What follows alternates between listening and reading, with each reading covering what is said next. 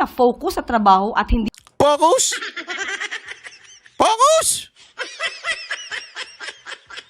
Ikaw, talaga kayo pa yung focus? pamumulitika? Pamumulitika? Sino ba namulitika? Sino ba nagpa-impeach? Oh, sasabihin nyo na naman, hindi naman kayo yun. Kamara yun. Hindi kayo, pero yung anak ang namuno. Huwag nga tayo magbudulan. Binubudol nyo kami. Yung anak ang namuno ng signature, nanguna dyan. Tapos sasabihin ninyo, walang kinalaman si Marcos. Ganon katanga si Marcos? Bakit ka nang spokesperson to? Grabe pag nagsalita eh. Wala sa hulog eh. Sa taong bayan. Ulitin ko, hindi po ako nagsasabing hindi dapat natin proteksyonan yung island. Wala ako sinasabing ganun. Pero in diplomasya, kesa yung hate China ang pinakalat, diplomasya. Kasi nga, sa ganitong klaseng gulo, kailangan natin ng diplomasya. Hindi tayo dapat sumausaw.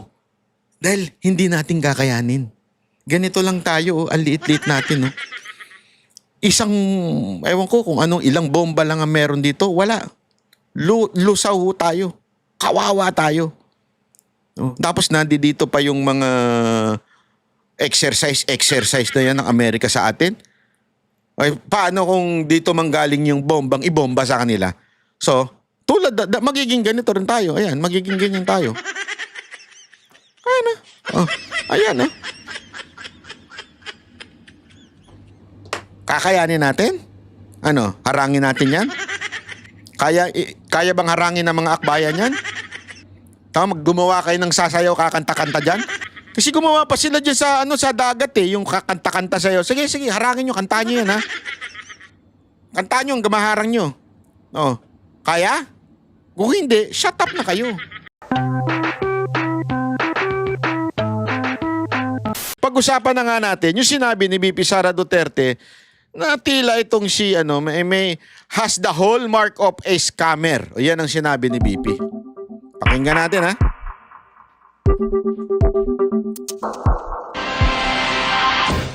Budol ang mga Budol? pangako noong kampanya? Tinawag ng may katangian ng isang Gusto ko yun. Budol? Naalala ko tuloy yung budol sa taga-Canada. Ano na nangyari doon? Budol. Ganun na ganun yung dati. Ano ngayon? Di ba budol sabi sa inyo eh. Lumang lipunan na yun eh. scammer si Pangulong Bongbong Marcos nang katikit niya noong mga kampanya na si Vice President Sara Duterte. Dumipensa naman ang palasyo at tinanong ang bise kung sino ba ang tunay na nambubudol. Nakatutok si Ivan Mayrina. He has the hallmark of a scammer. Ganyan isinala Naku po, ang sakit nun. Magagalit na naman yung asawa nito. Yung asawa ni Marcos, ano? Sinabihan yung asawa ko na hallmark of scammer. Okay. Insan, alam mo na gagawin sa impeachment. Utusan mo na yung tuta mong pulis. Yung kahol lang kahol, yung mukhang pitbull. Utusan mo gipitin ng lahat ng mga Duterte supporter. Utusan mo na rin, Utusan ko na yung attack dog ko diyan sa PCO. Larawan ni Vice President Sara Duterte si Pangulong Bongbong Marcos sa panayam sa kanya sa Melbourne, Australia. In fact, he has not followed through with any of his campaign promises. And that is an example of the conflict with regard to our president. And, budol in English is scam, no? Yeah. We are not. We're not surprised. Nasa Australian bise kung saan dumalo siya sa rally para sa panawagang pagpapalaya kay dating Pangulong Rodrigo Duterte. Dito rin niya binatikos si Pangulong Marcos. I have problems with his performance as president. And I have problems with the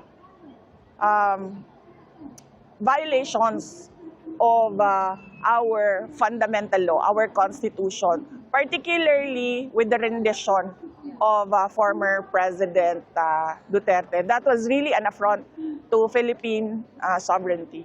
Ang palasyo may pabalik na tanong sa pahayag na ito ng bise. Budol? Budol? Talaga? Hindi ko alam kung sino ba ang budol. Hindi natin alam kung sino ba ang bubudol. Sa panahon, sa nakikita po natin na pagtatrabaho ng Pangulo, sa pag-uutos sa amin na focus sa trabaho at hindi pamumulitika, sino ba talaga ang bubudol? Wow, ang talino. Gago! Ang talino ng sagot. Grabe, hindi ko matarok yung sinabi niya. Ang talino. Talagang, di ba? Ang talino ng sinabi niya. O, sino ba talaga sa amin na nambubudol? Si Marcos nagtatrabaho. Ayop. Ang talino mo, ma'am. Ang talino mo, ma'am. Sa totoo lang, ha? Hindi, alam nyo kasi, sinasabi nito na parang sino daw ba ang nagtatrabaho? Sino ba ang talagang tunay na nambubudol? Ma'am, sa totoo lang, yung presidente naman talagang dapat magtrabaho. Wala naman po ibang trabaho si VP Sara Duterte kung hindi tumambay sa opisina. Wala siyang ibang trabaho. Yung totoo? O, hanapin mo, pakita mo sa akin sa konstitusyon. Ano ang trabaho ng presidente? Sige nga ho. Ano ang trabaho niya? Unless siya po ay sekretary ng isang departamento, tinanggal niyo nga, di ba? No, hindi naman tinanggal. Nag-resign daw. Sige na nga. Alam naman natin kung ano dahilan. Huwag na tayo magpaikot-ikot na nag-resign. Pero alam naman po natin talaga ang dahilan kung bakit, di ba? So, ibig ko lang sabihin, talaga naman ang trabaho ng presidente ay magtrabaho at magsilbi. Yan ang trabaho niya O alis ayaw nyo, di umalis na siya dyan. Yan ang trabaho niya. Si VP Sara Duterte, ang trabaho lang niya, hintay na mawala yung presidente. Yun ang trabaho ng vice president, wala nang iba. Ewan ko dito, ulitin natin, sinabi ni Castro ha, tingnan nyo. Kung sino ba ang bubudol? Hindi natin alam kung sino ba ang bubudol. Alam namin, si Marcos, ikaw lang walang alam. Sa panahon, sa nakikita po Nawa ka na kay Marcos? natin na pagtatrabaho ng Pangulo, sa pag-uutos sa amin na focus sa trabaho at hindi Focus? Focus? Ikaw, talaga kayo pa yung focus? pamumulitika. Pamumulitika? Sino ba namulitika? Sino ba nagpa-impeach? Sasabihin nyo na naman, hindi naman kayo yun. Kamara yun. Hindi kayo, pero yung anak ang namuno. Huwag nga tayo magbudulan. Binubudol nyo kami. Yung anak ang namuno ng signature, nangunan dyan. Tapos sasabihin ninyo, walang kinalaman si Marcos. Ganun katanga si Marcos? Yung anak niya, may ginagawang hindi niya alam. Di ba? Tapos sasabihin nyo, hindi, sino ba namumulitik? Sino namumulitika? Sino nagdala kay Pangulong Duterte sa Dahig? Sasabihin nyo na naman, hindi utos ni Marcos. Yung mismong sekretary niya, nadulas na. Kung hindi pa nagkaroon ng hearing at nagkawindang-windang, sinabi na nga nung sekretary niya pinagplanuhan. Tapos sasabihin nyo, hindi namumulitika? Naman, wala ka talagang, sinabing tama, Talagang sobrang sablay ng mga sinasabi mo. Budol ka rin, madam, sa totoo lang. Alam mo bakit budol? Kasi nga, iba yung sinasabi mo sa totoong nangyayari. Ayun ang totoong nangyari.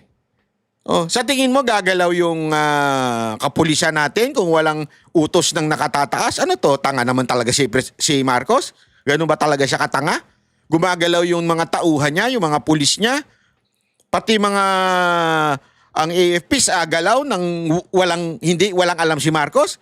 Papapasukin yan sa loob ng Villamor Air Base na hawak ng Air Force, tapos walang alam si Marcos. Ano to, tanga? Ay, sus, wag na tayo maglokohan. Di ba? Wala nga legal basis yung pagpunta ni Pangulong Duterte sa Dahig. Bakit? Una-una, di dumaan sa korte natin. Pangalawa, walang jurisdiction ng ICC sa atin. Walang legal basis yun. Yung sinasabi ninyo sa Interpol ay hindi yun requirement. So, ibig sabihin, there is a higher command. Don't tell me inutil to si Marcos ang nag-command yung asawa niya. Gago! At si Romualdez, di ba? Once and for all. Take full responsibility. Huwag kang bumahagang bayag mo dyan sa, sa liig mo. Ha? Take responsibility. Tapos kung ano-ano dadahilan ninyo. Sino ba talaga ang nambubudol? Ang biyahe Kayo, ikaw din, isa ka pa, number 1 ka. ito ng busy sa Australia ay ika-4 niyang biyahe abroad sa loob ng 1 buwan. Bagay na pinatutsadahan ng Malacanang. Sagot dyan ni Duterte. I am not on holiday for this trip. I am here to discuss with the Filipino community on ways forward for our country. And of course, how we can push the administration to do more. Alam mo, Madam BP, na ano kasi yan si Marcos kasi naiinggit yan. Kasi gusto niyo ng balita, gusto niyo ng kwento. Ito, kwento ko na. Kinuwento ko na kayo. Ito sa SMNI. Alam ba yung kwento na doon sa Japan? Itinago talaga niya. Sa katunayan, ultimong yung media hindi alam. Di ba? Nung tinanong nga ng media si Claire Castro, hindi rin alam ni Claire Castro. Nalaman na lang niya, paalis na. Usually yan, mga kababayan, lahat po yan. May itinerary po kahit media binibigyan.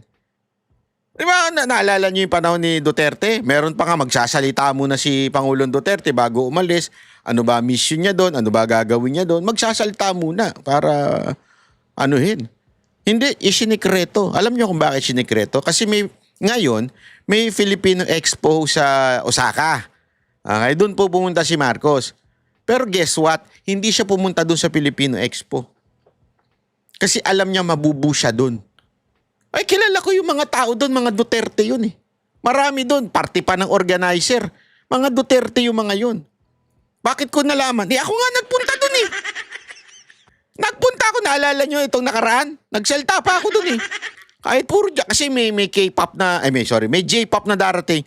Puro Haponese yung nasa harap oh. Totoo. Although I respect. Kasi sinabihan ako na wala tayong politika dito ha. Pero lahat ng mga tao doon, Duterte. Binabati pa nga ako eh. Oy, Duterte tayo, Duterte, Duterte, Duterte, Duterte, Duterte. Pero sinabihan ako ng organizer na hapon na no politics because this is a Philippine Expo celebrating sa Tokyo ito ng relationship ng Japan and Philippines. Tapos para may cooperation with the embassy ng Pilipinas sa Japan or something like that. So sabi ko, sige naman, may respeto naman ako sa kanila. So sinabi ko lang na patuloy lang tayong magtrabaho para sa ating mga pamilya, ganyan-ganyan, bubati-bati, di ba? Isipin mo na lang. Yung mga nandun din yun, halos yun din ang halos yun hindi ho lahat. Yun din ang mga nasa pumunta sa Osaka, galing din Tokyo, i-organize yun. Sigurado ko, darating dun si Marcos, ibubu yan. At yun nga nangyari. Ano nangyari? Hindi siya pumunta. Alam niya kasi ibubu siya dun eh. Hindi siya pumunta, nag-create siya ng sarili niyang event.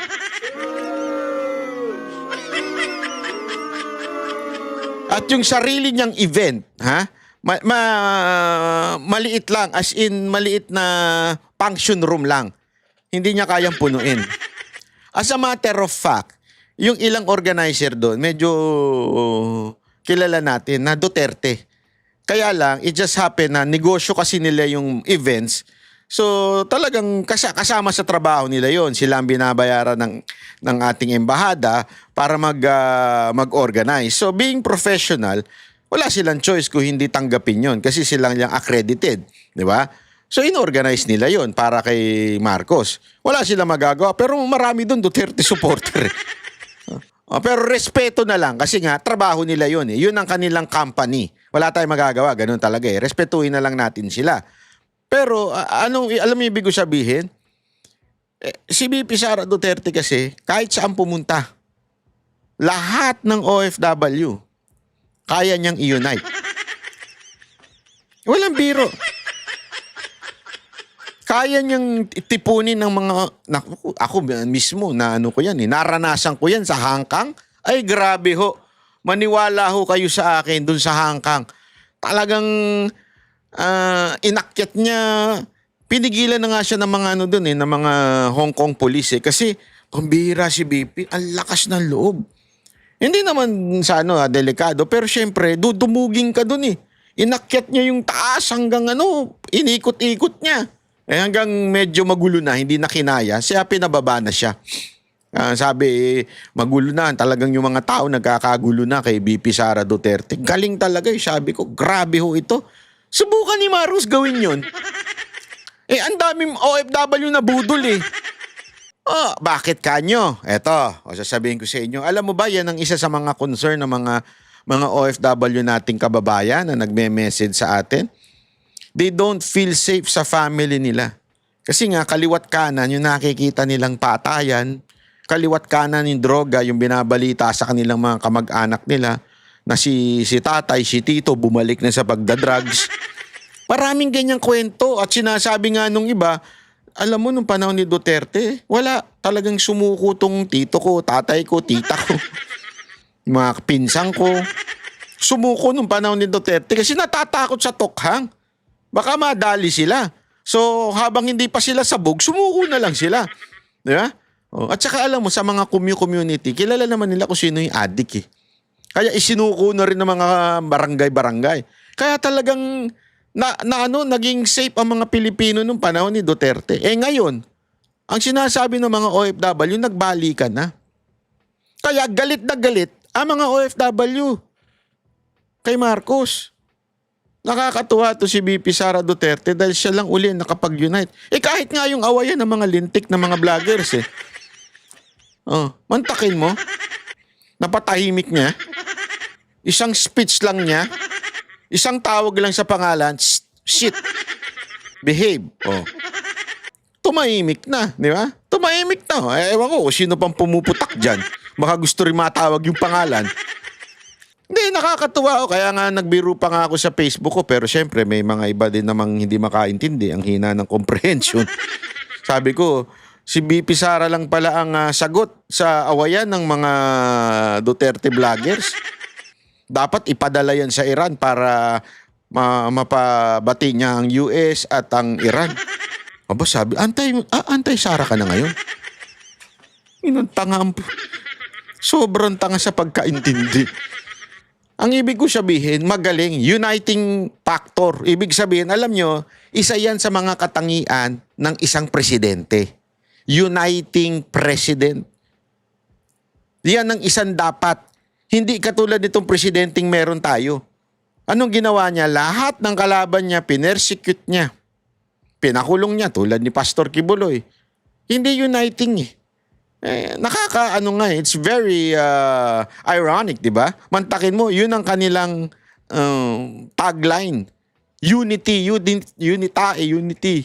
Pero nung tungtong, lalong nagkawatak-watak ang Pilipino. Pinakulong ang mga Duterte, pina-impeach, mga supporter, pinersecute. Di ba? Kaya ito si BP, nakikita mo talaga na maturity and masasabi mong uniting president in the future. Kasi, isipin niya, kaya niyang plastikin yung sumisira ng kanilang pamilya. Di ba? Kaya niya eh. Isang pitik lang niya, tumahimik na. Ang galing nun mga kababayan. Alam mo, masasabi ko sa inyo, si VP Sara lang ang kayang gumawa niyan. Di ba? Sana talaga, tuluyan na, manahimik yung mga vloggers. Ay, by the way, mamaya ako nakokomentohan yung comment ng iba ha, kasi may nagko-comment dyan. Ito, sige na nga, komentohan na nga natin to mamaya. Ito, sorry. Yan. Banat ba, ano sa tingin mo ginawa mo? Di ba nakikisaw-saw ka na? Mag-focus ka na lang kay coffee mo ka mo. Naku, halatan chismosa ito. Nang-iintriga. Accepted na yung mga GF. Ang pinaka-point, ang pagkalat ng mga photos.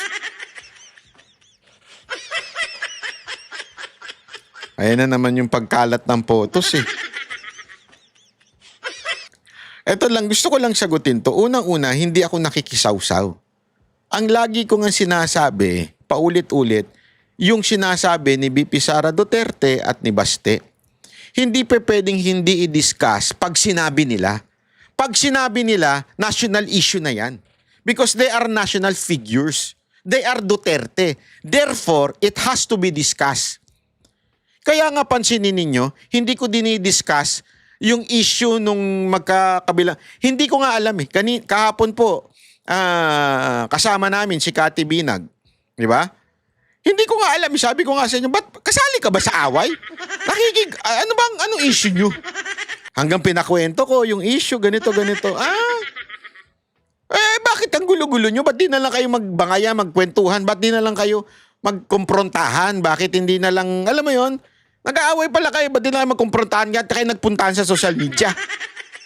Ayun na sinasabi ko sa kanya eh. Sabi naman daw niya, hindi naman daw siya kasali dun sa bangayan. Sabi niya, hindi ko alam. Kasi nga hindi ko alam eh. Again, wala po ako alam.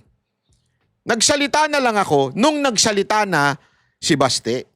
Nagsalita na lang din ako nung nagsalita na si Kitty. Nagsalita na lang din ako nung nagsalita na si VP Sara Duterte. Because they are national figure. And national figure should be discussed. Bakit? It has relevance. At ito nga yung sinasabi ni VP Sara Duterte na diniscuss ko na sa isang video ko, hindi ko na ulit-ulitin. Kaya ako diniscuss at nag-comment ito. O yan, inedit niya pa. Baka napagsabihan.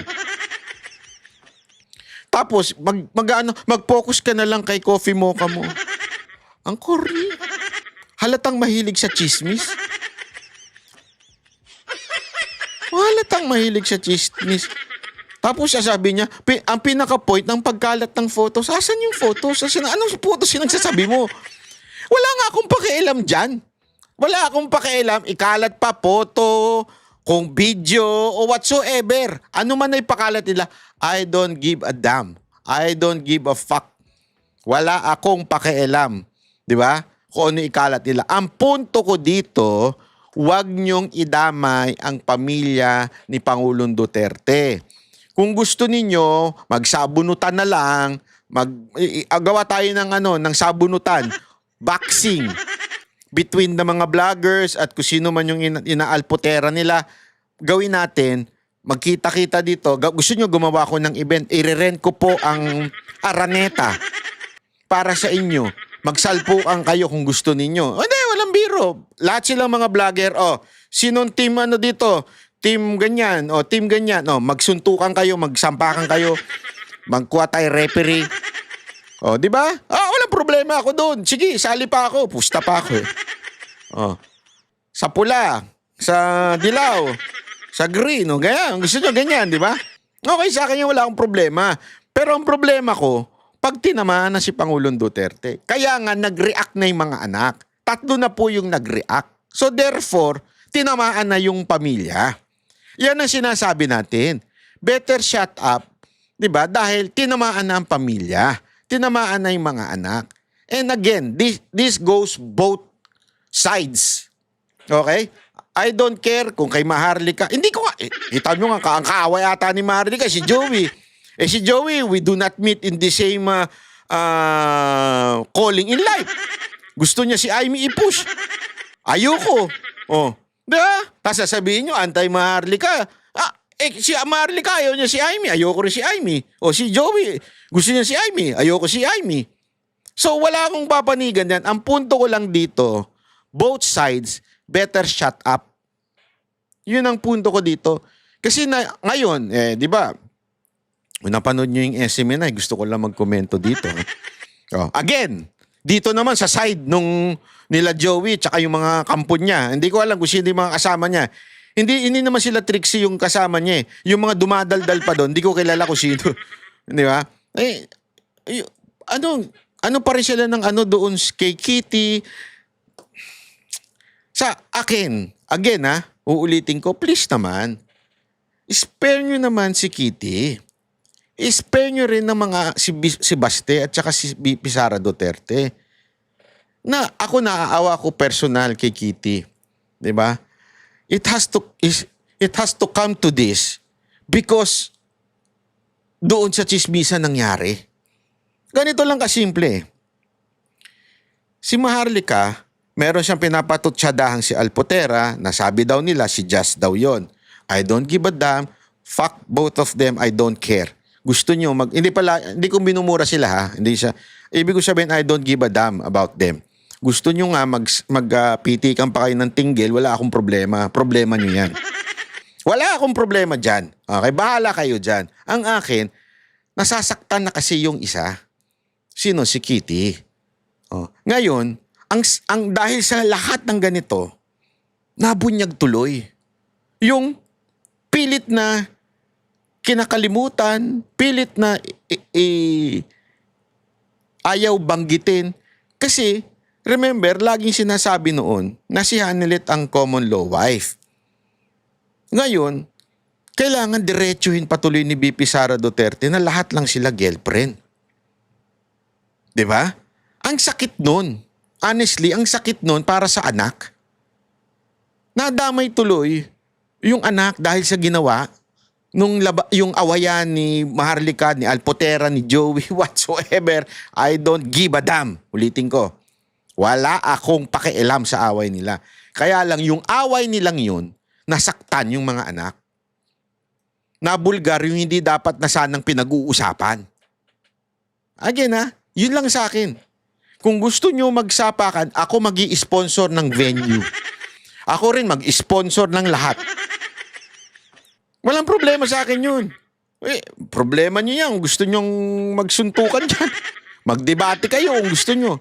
Ang SM na yung mag-host para sa inyo. Walang problema yan. Pero can you please spare the children? Both sides to Kasi naririnig ko pa itong isang side Hindi side ni Maharlika na gusto pang papangalanan kay Kitty kung sino yung tinutukoy niya. Please, parang awa nyo na. Can you please spare Kitty? Naawa ko doon sa bata. Alam ko medyo hindi na siya minor pero naaawa ko sa kanya. Masakit sa part niya yun. Masakit sa part niya na nabubulgar yung status ng kanyang nanay. Di ba? Ako nasaktan Sa totoo lang baka akala ng iba natuwa ako dun sa statement ni BP Sara Duterte. I'm in the side of the Duterte. Si Baste at saka kaya nga ang ganda rin ng statement ni Baste di ba? Equal silang lahat. Lahat sila importante. Ang ganda nun. Di ba? Dito syempre kay BP Sara Duterte inilagay niya sa totoong at tamang kalalagayan ng kanilang ama. Na sana hindi na nangyari yan, pero dahil sa chismisan, she has to do it. And I agree na she has to do it. I support her statement. Pero sana hindi na nangyari. Kung sana tumahimik na lang ang mga chismosa. Gets nyo? Gets nyo ba? Tapos sasabihin nyo ngayon, ako ang nakikisawsaw. Hindi nakikisawsaw yan. Pagpapaliwanag sa inyong mga sarado ang isip. Again sarado kasi isip nyo. Sumaside kayo Ako wala akong side. Hindi ako sumaside kay Joey, kay Maharlika, kay Alpot. Wala akong side sa inyo. Pakialam ko sa inyo. Mabubuhay ako. Mabubuhay ang channel ko kahit hindi kayo ang topic. Buhay ito sa katunayan niya pag kayo ang topic bumababa Buhay ang channel ko kahit wala kayo. Pero bakit ko kailangan i-discuss? Kasi nga, tinamaan nyo na yung mga anak. Kailangan ipaliwanag sa taong bayan, especially sa mga Duterte supporter, kung ano ang talagang katotohanan na dapat spare the Duterte. Kaya nga ako tuwan-tuwa kasi nung nagpa-poll tayo, 93% ang sinasabi, shut the fuck up. Yun ang ating advocacy sa issue nitong chismisan nila, sa awayan nila. Shut the fuck up. Yun lang yun. Di ba? Sana tumigil na talaga.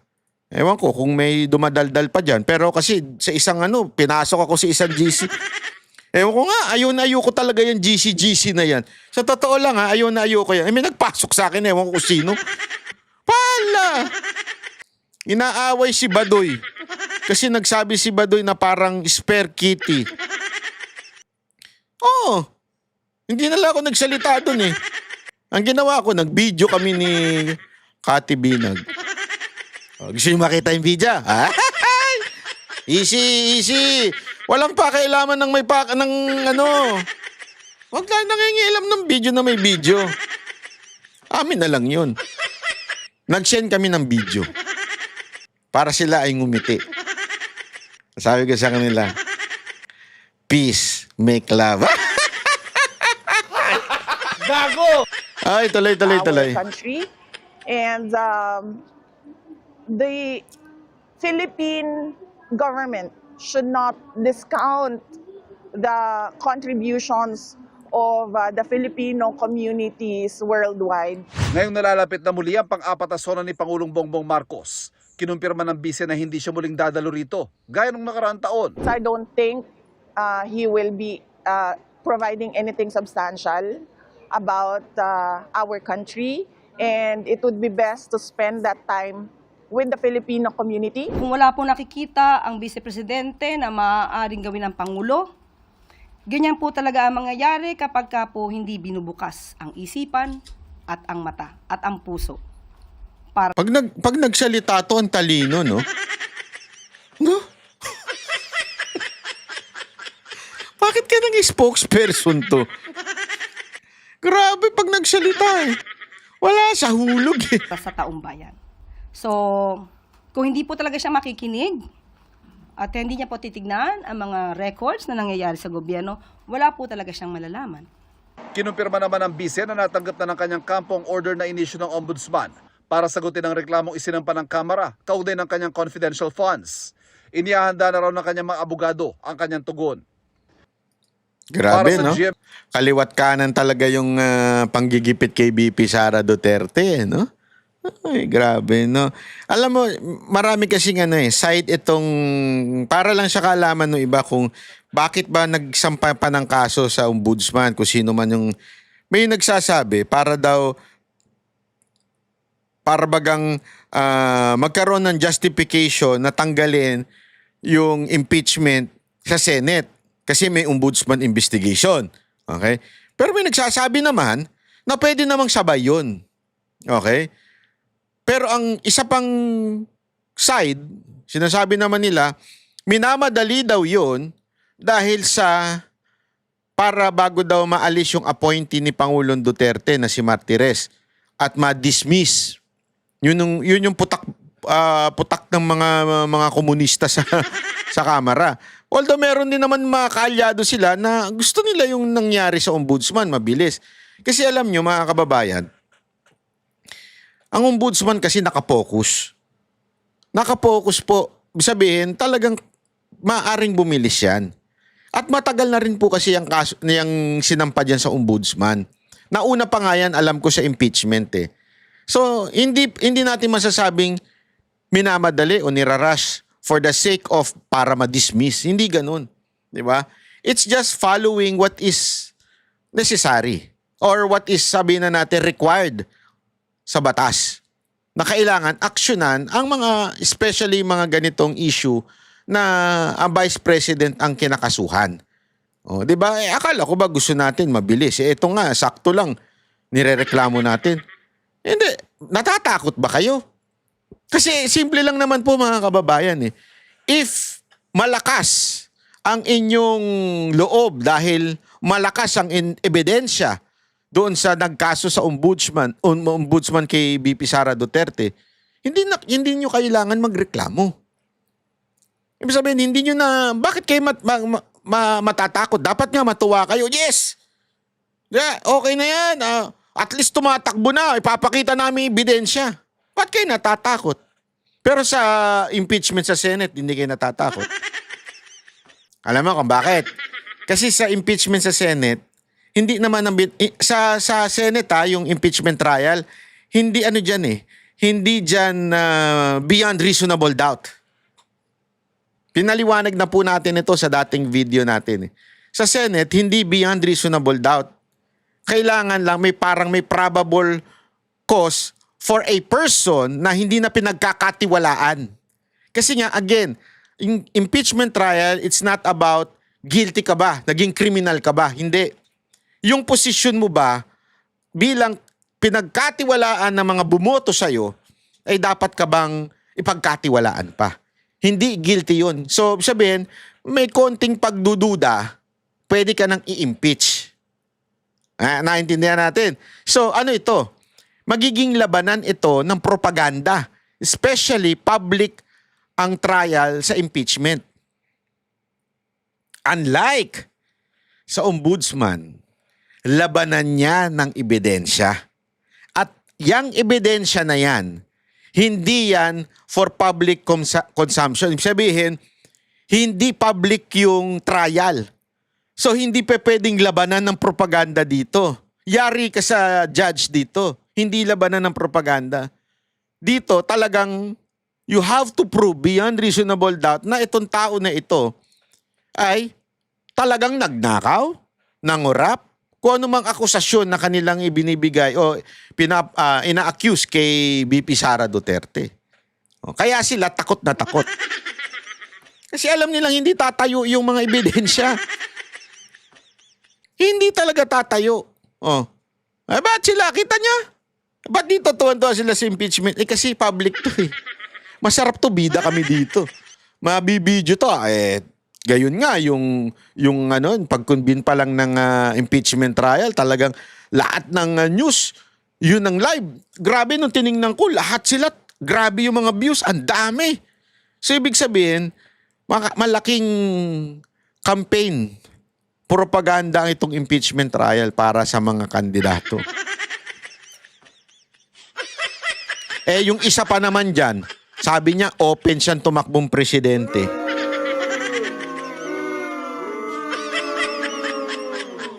O, ibig lamang sabihin nun, talagang gagamitin niya ito para sa kanyang kampanya. Yan ang politika yan eh. Huwag kang mag-alala sa mga darating na araw, magiging lamang ka ng pahayagan. Gago! O, antay ka lang, antay ka lang. O, eto, pag-usapan natin ito, isa pang comment ni BP Sara Duterte na pinuna ng Malacanang. Pero alam mo, malaman ito kasi ito yung tungkol sa gera. Alam mo, this is something hindi po biro ito. Pero ako, sabi nga nila, if you are a Bible-believing person or Christian, hindi na so nakakagulat itong Iran and Israel na labanan. As a matter of fact, it was in Genesis. It is part, imantakin mo the first book of the Bible, ito'y sinabi na it will happen that someday Iran and Israel maglalaban-laban. Malalim na paliwanag po ito. Ito po yung inaaral natin ngayon patuloy. Tinitingnan po natin yung mga biblical prophecy about the war between Iran, Israel, and the US and the other countries. Kaya itong mga nangyayari to, hindi na po ito nakakagulat, lalo na po sa mga nakapag-aral po ng Biblia ho. Ito ho'y parte na ho ng prophecy. Kaya nga, ang sabi dito, di ba may part doon na sinabi ng Panginoon na huwag kayong matakot dahil mangyayari ito, mga wars na ito, and huwag kayong matakot. God has not given you the spirit of timidity but power, di ba? So wag ho tayo matakot. But matindi ho ito in a human masabi nating impact. Government, matindi ho ito. Maghihirap po ang bawat bansa. Remember, gasoline country pa rin tayo. Ito yung sinasabi nating patay tayong bata tayo. Kasi at least yung iba naka-transfer na sa electric cars, electric vehicles. Marami. Ako sa China, alam nyo ba doon, meron ngang lugar doon na pinagbabawal na hindi ka na makakakuha na registration kung gasolina pa yung sasakyan mo. Or, times 2 o times 3 yung babayaran mong rehistro pagka gasolina ka pa. Kaya nga ngayon, nakikita mo sa mga kasi nagtitingin-tingin ako sa feed ko, lumalabas sa YouTube, lahat ng EV cars na galing China, wow, pati Huawei meron.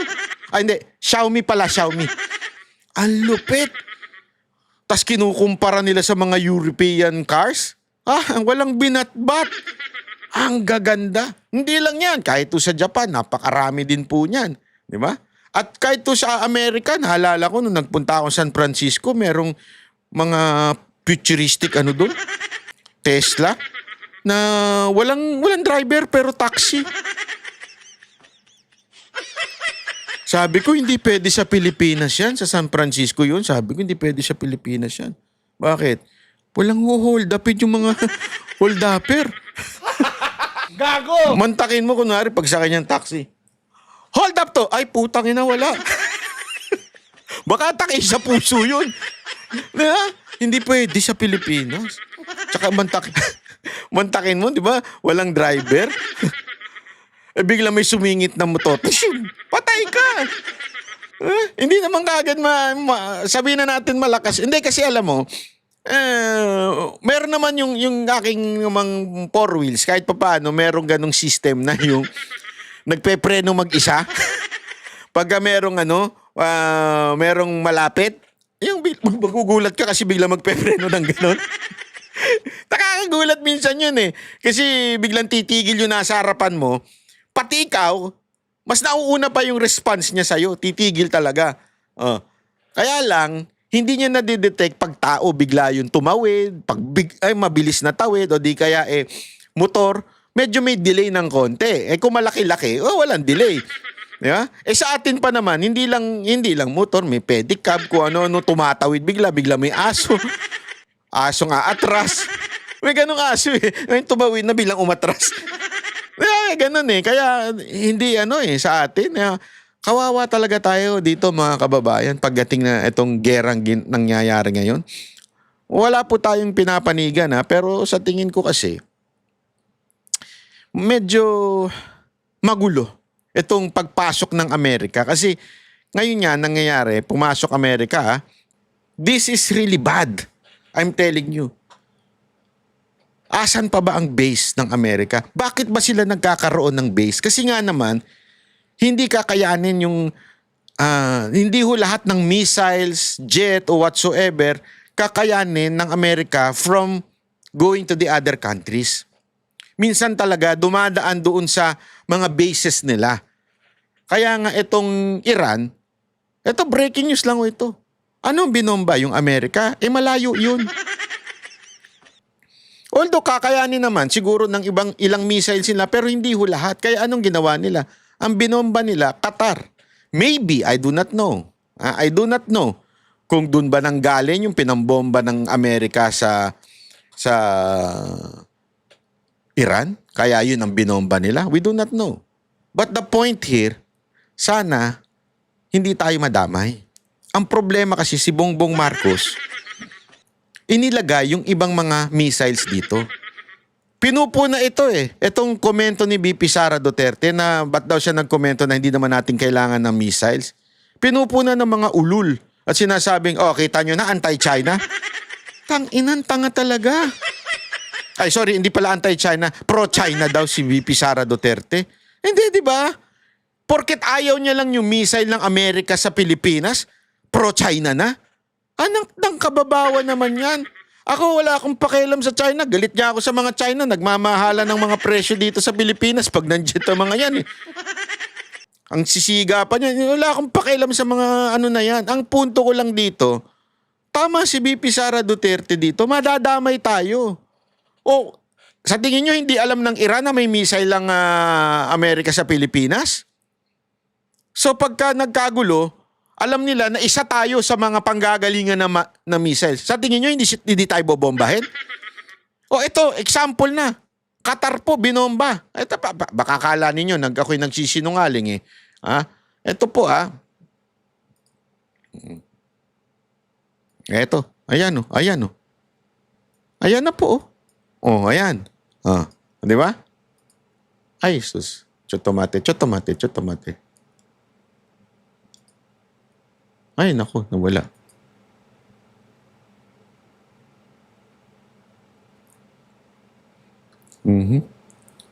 Grabe po yan, mga kababayan. Ay, grabe. May video pala.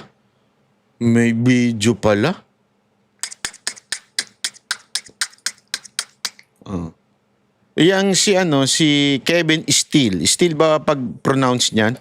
Former 12 News, Spark TV, Walk TV, anchor yan. Legit na na anchor yan. Journalist o kung ano mang media tawag nyo dyan. Ayan at meron po yung video. Nakita ko nga shinare din nung grabe, sabi ko. This is not nice. This is not nice. You know why? Kasi may missile tayo eh. Sorry. Eto, i-play natin ito ha. Pinuntirya ni VP Sara ang foreign policy ni PBBM. Hindi ran daw handa ang bansa sa anumang gera. Ang detalye sa agenda report ni Andrea Salve. Assalamualaikum warahmatullahi wabarakatuh. Kwenestyon ni VP Sara ang foreign policy ng Marcos administration. Sa Free Duterte Now rally sa Melbourne, Australia, sinabi ng bise na dapat magkaroon ng independent foreign policy ang Pilipinas, imbis na pumiling sa Estados Unidos na partikular niyang nakita sa usapin ng West Philippine Sea. It is stated in our constitution that we should have an independent foreign policy. That do not lean to a foreign power, that do not favor US or do not favor China. Kinundi na rin ng bise ang pagpayag ng administrasyon na makapasok sa bansa ang missile systems ng US. Abril noong nakaraang taon nang i-deploy ang US Typhoon missile system na nasundan pa ng anti-ship missile system noong nakaraang buwan. Hindi mo naman away ang away nung isa. Saan mo gagamitin? Ano ba ito, Madam BP? Tungkol ba ito sa mga vlogger na nag-aaway? Hindi nyo naman away yan! Away yan ng mga magjojowa!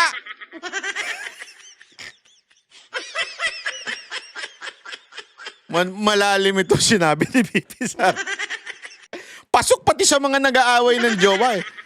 Oh, para sa mga vlogger dyan ha, may mensahe daw si BP Sara Duterte. Hindi nyo away yan, away na mga magjojowa yan. Huwag nyo nang pakialaman.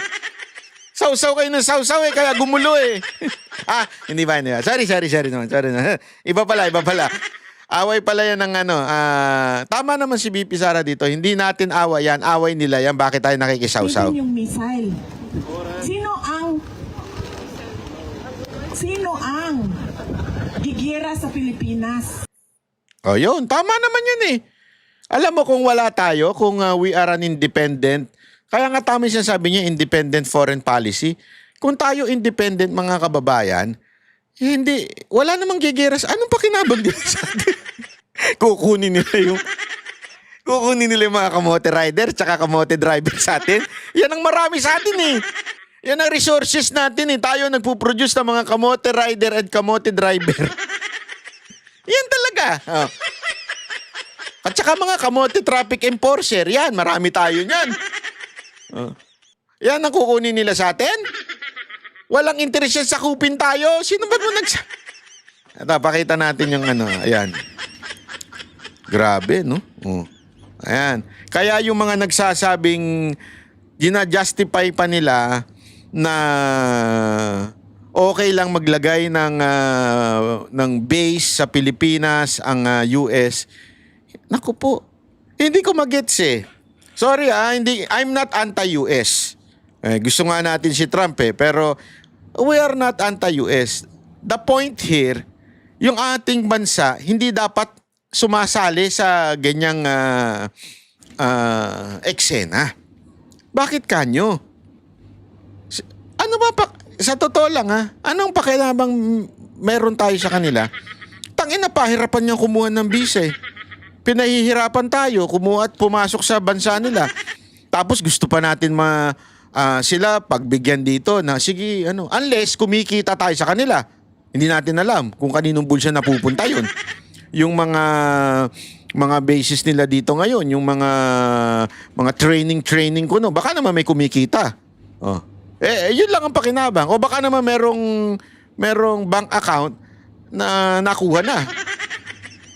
Kaya natin kailangan tulungan ng Amerika kasi may kukunin tayong pera sa Amerika. Ganun ba yun? Gago!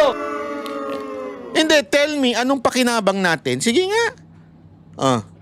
Sige nga, sa totoo, kawawa pa nga tayo eh. Kung sakaling, alam nyo ba, ito nakakatawa Nakakatawa kasi yung Amerika humingi pa ng tulong sa China. Tapos tayo kinreate na makipag-away sa China.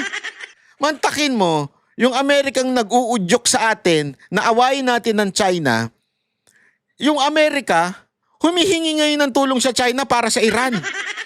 Tayo, Sandali, pagkatapos mo kaming pag-awayin, ikaw, lalapit ka doon? Babay, parang istorya talaga ng mga vlogger to ah. Mantakin mo i-push kayo ng mga ng mga ata. Dito ako natawa eh. Parang ganun ang ginawa ng Amerika. Sa bagay, taga-Amerika nga naman yun. Kasi binuyo niya yung mga Duterte supporter na awayin.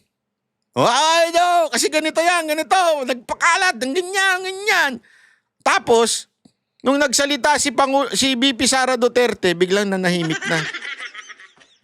Biglang iniwan kayo si Ere. Bahala kayo sa buhay nyo. Basta ako, napagsabihan na ako, kaya hindi na ako magdadadaldal. Pagkatapos mo udyukin, awayin yung ibang Duterte supporter. So, ano nangyari sa kanila? Naiwan sila sa Ere. Nagigets niya. O, kahit sigurado kami, ang daming pa, may mga, bye na sa'yo, banat bye. Banat bye. Pusta ko sa'yo, babalik din yan. Oh. Ang daming nagganyan sa akin noong 2022. Tama, 2022. Hindi ka nag-Marcos? Bye ka na, bye. Bugaw, bye. Ganyan pa. Kalbo. Tapos nung nabudol, umiiyak. Sorry na, banat bye. Nabudol kami. Sabi ko, takan nyo eh. Nagpabudol kayo eh. Diba? Totoo naman eh. Wag na, aminin na natin, nag-sorry kayo. Ibig sabihin, talagang nagpabudol kayo. Sorry na, banat boy. Balik na ako sa Banateros. Tapos eto na naman kayo. Kung sino yung nambudol sa inyo nun, nagpabudol na naman kayo. Tapos biglang iwan kayo ngayon sa ere. Parang ginawa ng Amerika sa China. Ay sa Pilipinas, pagdating sa China, awayin nyo yung China, bibigyan namin kayo ng ano, kasi ang ano nyo, ito, bigyan natin ng mga practice, mga training, mga bala, mga baril, bla bla bla, ito. Tapos di ba nilagay pa yung kanilang parang napakalaking barko? Tapos, etong nagegera na, pinaalis na yung barko. So, naiwan ngayon, di tayo. Pag nag-away-away na sila, sinong maiiwan? Di tayo. Pag binomba, sino maiiwan? Tayo pa rin. Tapos sila, bati na sila ng China. Humingi na nga ng tulong sa kanila eh. Humingi na ng tulong sa kanila para labanan itong Iran. Saan tayo napunta?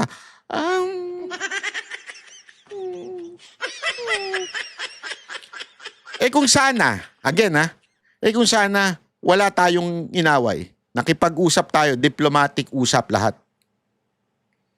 Again ulitin ko, hindi po ako nagsasabing hindi dapat natin proteksyonan yung island. Wala ako sinasabing ganun. Pero in diplomasya, kesa yung hate China ang pinakalat, diplomasya.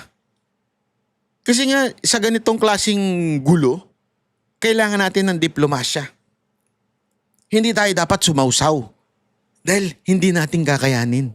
Ganito lang tayo, ang liit-liit natin. Isang, ewan ko kung anong ilang bomba lang ang meron dito, wala. Lusaw tayo. Kawawa tayo.